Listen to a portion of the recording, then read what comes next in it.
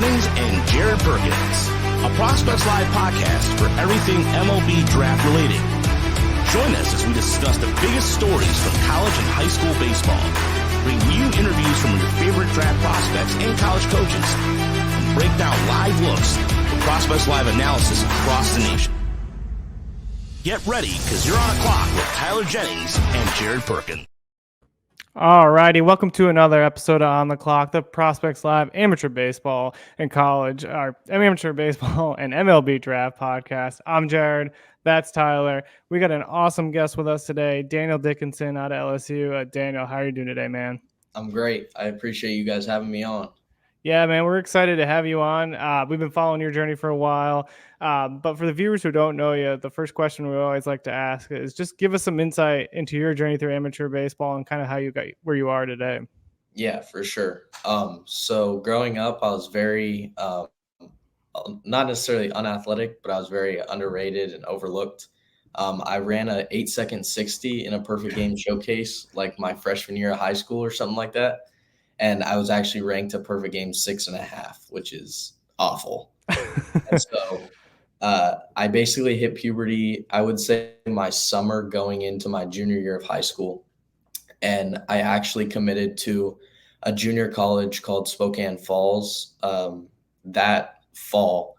And then I was committed there for the season, my junior season.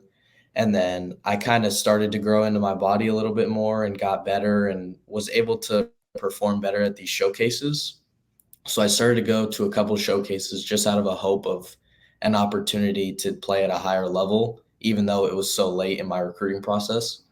So that fall of my senior year, I went to a camp in California, got recruited by a NAIA school in Arizona called Omaha University. And I was committed there, registered for room and board, all that. Played my senior year, graduated high school, and then we played in our state tournament, like I think it was that weekend or like a couple days after we graduated. And the head coach at Utah Valley at the time, Eddie Smith, was there just watching. And I happened to catch his eye, and he told me a couple days after like that he wants to come see me. And so he came and saw me play in Tri-Cities, where I was just playing with a summer ball team. And he said, hey, we don't have any money for you, but we'd love to take you. And so I was actually a preferred walk-on to Utah Valley, and then played 2 years there and decided to enter the transfer portal, and now I'm at LSU. Awesome. Yeah.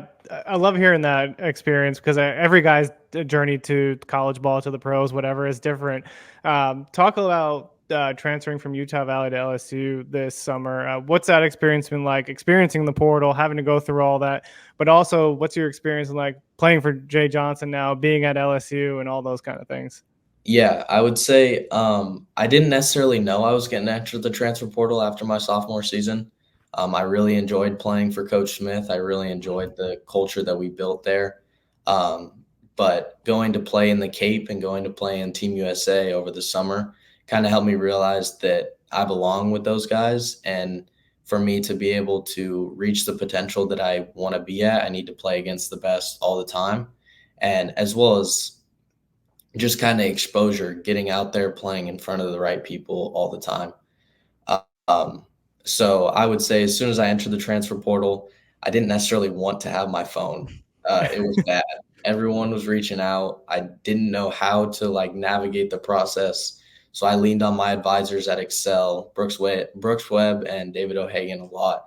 They helped me just kind of tell me like, hey, they're reaching out. If you don't want to go there, you do not have to answer. Like only entertain the people that you want to listen to and the people that you would have genuine conversations with. So that helped me like narrow it down pretty easily and helped me get through the process.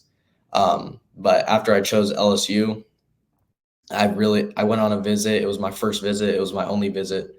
I just fell in love with the place, the atmosphere, being kind of the New York Yankees of college baseball, where there's no baseball anywhere in Louisiana. So we are the professional team.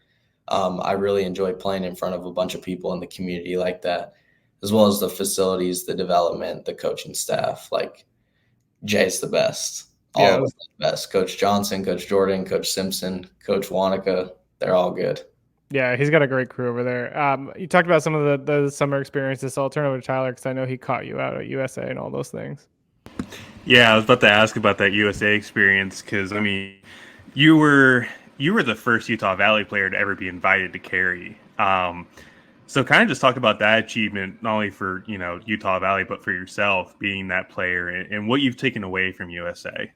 Yeah, I mean, I've always watched the Team USA collegiate national team. Like, it's the best of the best to make it there, playing for your country, representing the Stars and the Stripes. Like, it's an incredible honor to be on that field with those guys and have the opportunity. So I was really humbled and just grateful to be a part of that team. Like, obviously, no one's done it from Utah Valley, but even just in general, like where I'm from, no one's really done that I could know of. So kind of being recognized nationally was definitely awesome, as well as playing with the best of the best. It was a dream come true for sure. Yeah, was there any like relationships that you've taken from that by chance, like any other players that you've connected with like really well? Definitely. One of them actually is at LSU now, Anthony Ianson. We talked a lot. We were both in the transfer portal at the same time. Like, we were kind of bumping ideas off of each other, stuff like that. RJ and Austin and I got along really well. Merrick Houston and I, Max Ballou, who else? Dean Curley. Mostly position players other than Anthony, but that's kind of just how it went. Usually position players are with position players, pitchers are with pitchers. Awesome. And then I did also want to ask you, like, your contact at Utah Valley for the past 2 years has been insane. It's been one of the best contact rates in the country. Is there anything that you're specifically working on, for this upcoming year that you want to, get better at, like power or fielding or anything like that? Is there anything at the top of the list that you really just want to hone in on and focus on? Yeah, definitely. I would say my kind of calling card is being able to do everything, but obviously you can get better at certain things no matter how good you are at them. So with me trying to make the move over to shortstop, that's kind of the calling card this year, was getting the opportunity to play shortstop at the highest level. So I would say I'm really, really focused on defense right now. Obviously, I can make contact with the ball. Last year, my power rates went up. Like, I'm pretty good on the hitting side. So I'm really, really focused on defense and winning that shortstop job and playing it at an elite level. Awesome. And then one last question with the SEC. Yeah, that's arguably the best conference in the country. How excited are you to be facing the best of the best in college baseball? And is there anybody in particular that you're looking forward to facing? I would say I'm extremely, extremely excited for it. I mean, like you said, it's the best of the best. This is why I wanted to come to the SEC, to challenge myself and get better.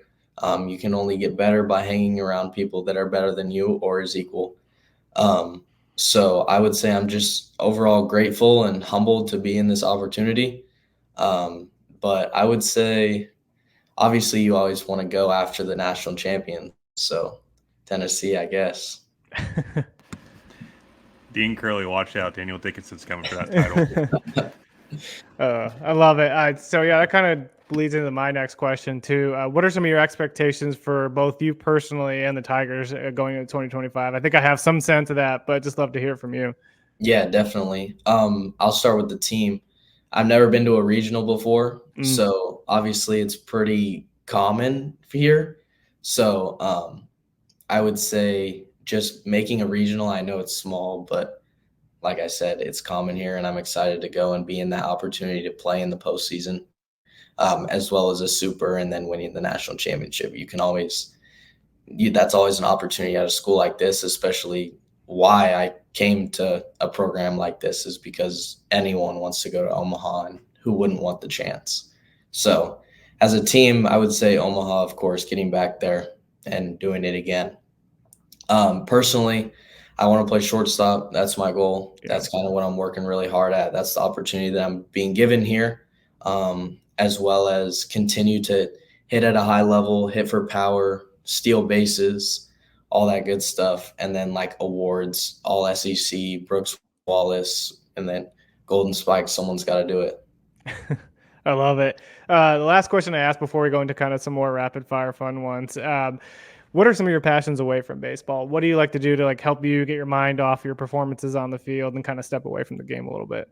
Yeah, when I'm back home, I love to be on a lake or Mm. a river, just wakeboarding, surfing, tubing, hanging out with friends, hanging out with family, just kind of being able to relax out on the water is very fun. In the winter, I'm a big snowboarder. I know that's a big no-no in sports, but I grew up in the winter in Washington, always snowboarding and having fun there. And then just coming home and being able to play video games with my friends. That's a good way to always be able to talk and have fun and catch up with friends and stuff like that. I love it. So now we're going to dive into just a couple of rapid fire ones because it's on the clock. We're just going to throw some fun questions your way.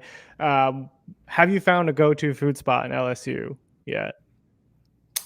Not really. We have a Chipotle, and so I mean that's always been my go-to no matter where I'm at. I love Chipotle. And we also have an amazing cafeteria that we get 3 meals a day at, and so that's pretty much all I really go to. Awesome. Favorite sport outside of baseball? Basketball, definitely. Yeah, At the JUCO I was committed to, I was supposed to play 2 sports. So nice. I missed that a lot. College basketball or NBA or both? Mm, March Madness, but Yeah, NBA otherwise. yeah, love it. Favorite home run that you've hit so far in your career? I would say the third homer from my 3 home run game. Mm, Going up 3 for 3 with 3 homers in the 6th inning was pretty incredible. yeah, that's gotta be a good feeling, I'm sure. And then for you, since you're playing shortstop now, build your Mount Rushmore shortstop. So either 4 guys you looked up to were your favorite to watch, or just overall top 4 for shortstops for you. Gotcha. Derek Jeter's got to be one. Yeah, Always, he's the best shortstop in my opinion. Good guy on and off the field, worked hard, fearless. My favorite player is Dansby Swanson, mm, so I really admire him and like the way he plays the game. Um, I would say Francisco Lindor as well, just because of the swag and the way that he carries himself. And then I got to stick with my Mariners, J.P. Crawford. love it. Yeah, that's a great list right there. Last question we're gonna ask too is what's the potential walk-up song for 25? I Still was early. I was thinking either 9 by Drake or Kiss Kiss by T-Pain. Love it. That's awesome. Daniel, we can't thank you enough for taking the time to join us on the Clock. We're wishing you nothing but success this year, and I'll definitely be following and rooting on the LSU Tigers, man. So thank you again for joining. I appreciate it. Thank you so much.